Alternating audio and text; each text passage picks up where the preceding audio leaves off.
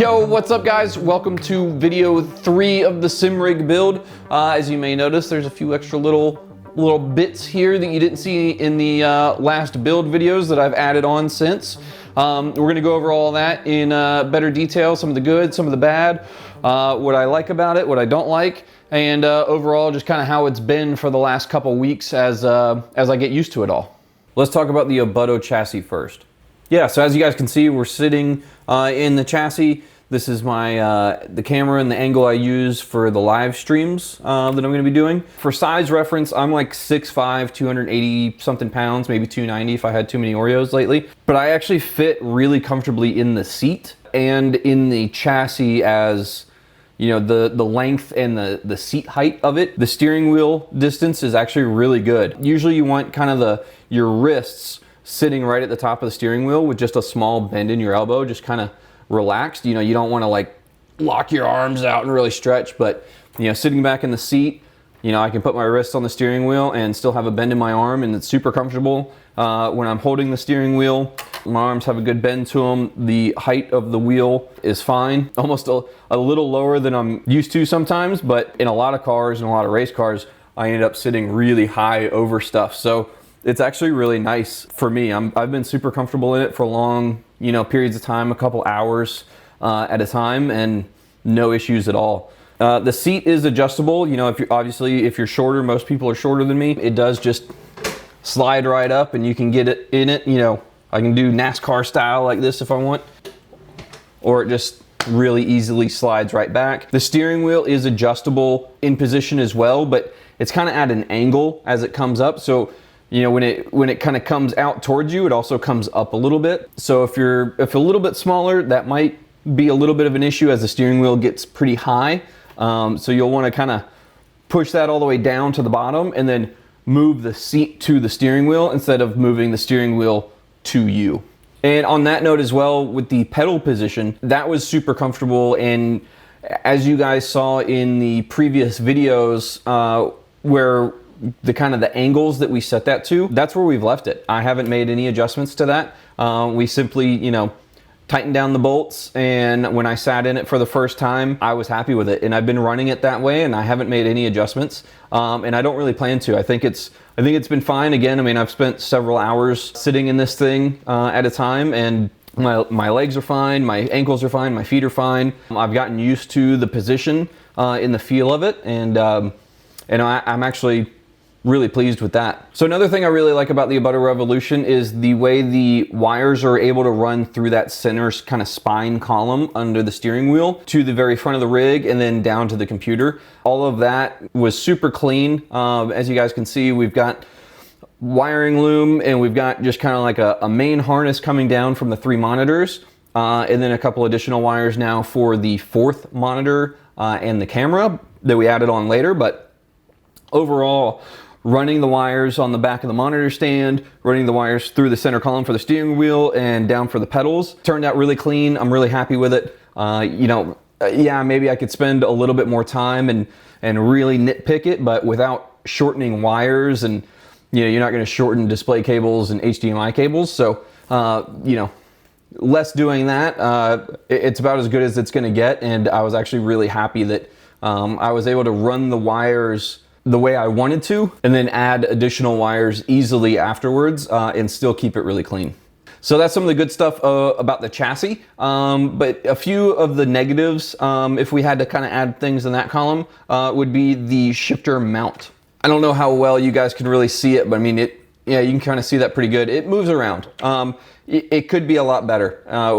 I plan on probably bracing this at some point, if you know, I've got kind of a nice break between stuff, and I feel like I've got the time to kind of pull it apart and play with it. But you don't really notice it when you're playing. I mean, you kind of pull it back and push it forward, or you know, whatever. You don't really notice it. But if I'm just kind of sitting here playing with it, it moves a lot, and it's got kind of a vibration. You can see. I mean, it just kind of keeps going. So that's something I'd like to address in the future. But overall, during gameplay, you don't even really notice it. Another thing I've noticed is the steering wheel seems to be a hair kind of angled off center. Not the biggest deal, again, I'm kind of nitpicking here on the negative side, but you know, I do want to give kind of the reality. I mean, maybe it's just my chassis in particular that something's a little tweaked or bent. I've tried to kind of, you know, pull on it and move some stuff around. But again, when you're in the chassis and you're playing iRacing or whatever, you don't notice it. It's only when, you know, I'm kind of doing stuff like this or in between, you know, and I'm just kind of sitting here lining things up and staring at things obsessively, as I tend to do. So if that's something that, you know, maybe when I'm bracing the shifter, I'll pull the wheel off and kind of tweak a few things again and really get it dialed in perfectly. Yours could never have that issue. You may never notice it, but it's just one thing that I did notice. It's like one of those little things that just slowly drives you crazy. Other than that, I'm really happy.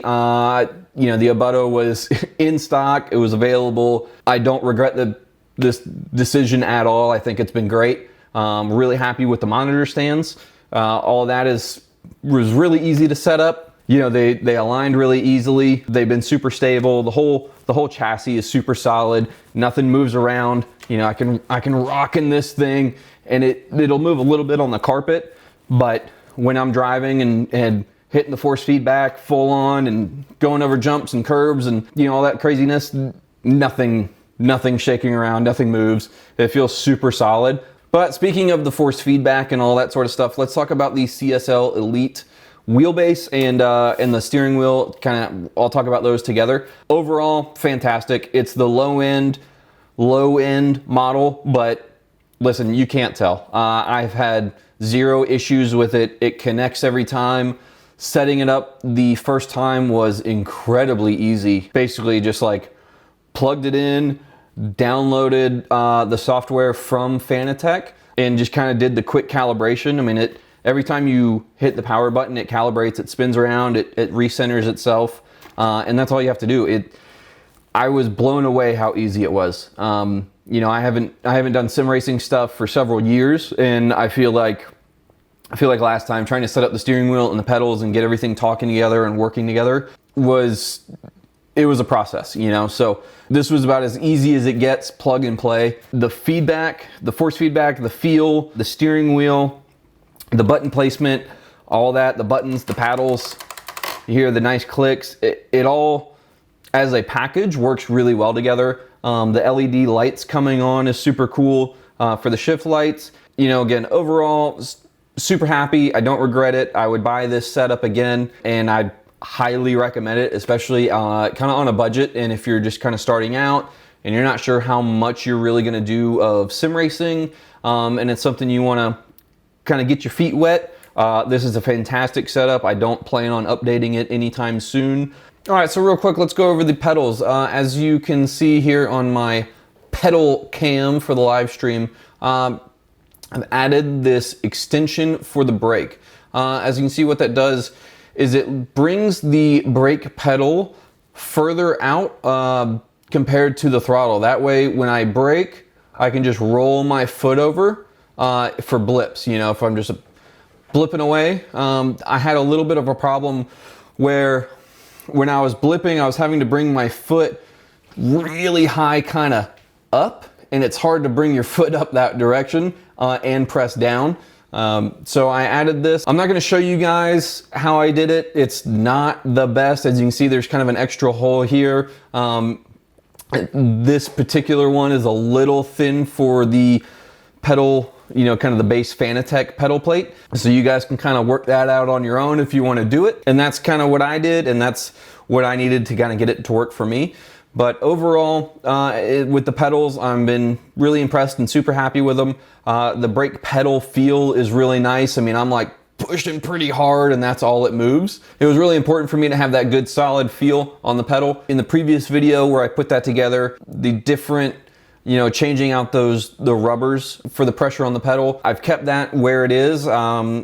Apparently I kind of got it right the first time, but a lot of that also is just getting used to it. You know, it could be a little bit softer, it could be a little bit firmer if you didn't really have the choice to adjust it, but you can get used to it. It just takes time. And I've kind of just now, after, you know, a month or so, just started to really kind of get that feel and be able to modulate it the way I want. It's kind of just now getting there, calibrating my foot to that feeling.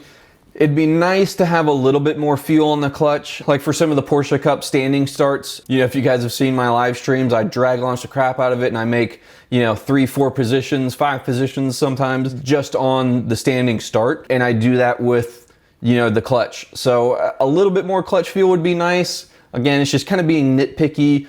This is the base model CSL Elite pedal set. So I think the step up, like the Club Sport version 3 pedals, have that feel.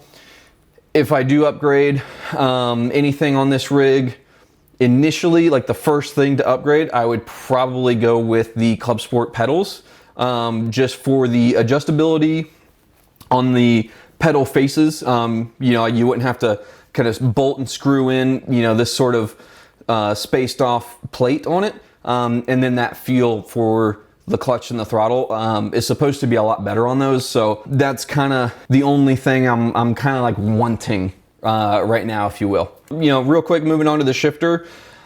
Awesome. Everything about it's just awesome. I have nothing else to say. There's nothing bad I can say about it. It works, and it works incredibly well. It has a fantastic feel. I was so surprised. You know, I feel like, again, I just can't keep saying the same thing.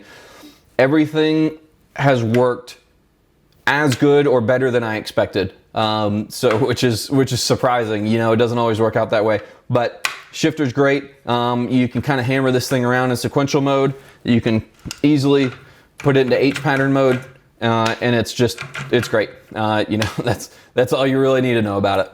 So I guess really that brings us to the last thing to talk about, which is the triple monitor setup. As I mentioned before, the stands from the Obutto R3volution are fantastic. I have, you know, really no negative things to say about the stand itself, and same goes with the monitors. I'm really glad that, you know, these monitors were available at the price that they were at, and I could get 3 of them, and they fit the chassis, because even though, you know, they're kind of like only 1080, it's more than enough. You know, I've yet to feel like I need a 1440 monitor, or, you know, 2K or a 4K, or, you know, just some crazy resolution.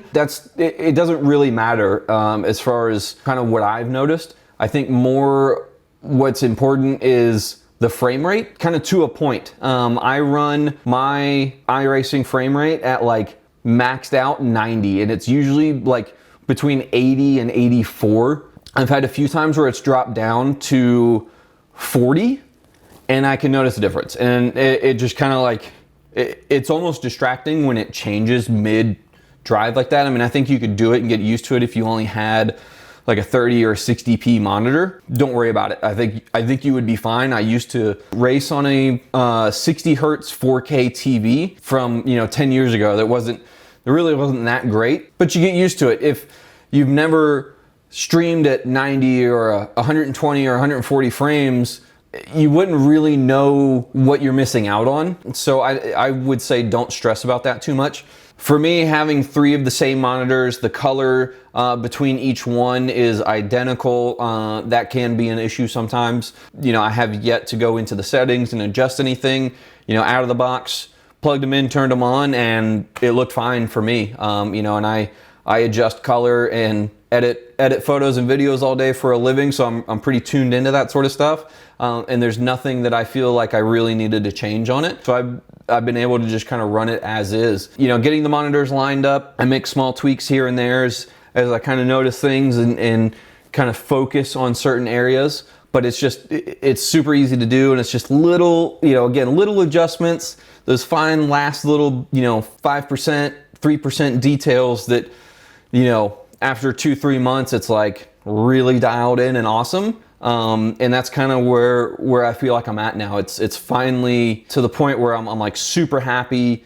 Everything just feels really good. I jump in it, and I can just kind of focus on not crashing every lap, instead of having to focus on, oh, well, this monitor's not this, and this setting isn't that, and, you know, all these different components aren't wanting to talk to each other or set things up. So, you know, as a package, the way everything just kind of really just worked out of the box, I'm blown out of the water that it worked. No regrets with anything in the setup. You know, we have added the 4th monitor up top for the streaming stuff, as well as, you know, a headset and a preamp, and I'm gonna do, you know, a little separate video on that stuff later as I get those things really dialed in and where I want them. It's pretty close now, but you know, I have a few little tweaks I want to kind of play with, and then I'll show you guys that in a separate video. But that's it for this. If you guys like this series, give it a thumbs up. It really, you know, helps my videos out if you guys like it. If you want to subscribe, if you want to see, you know, the streaming video and you want to see some of the live streams of the races,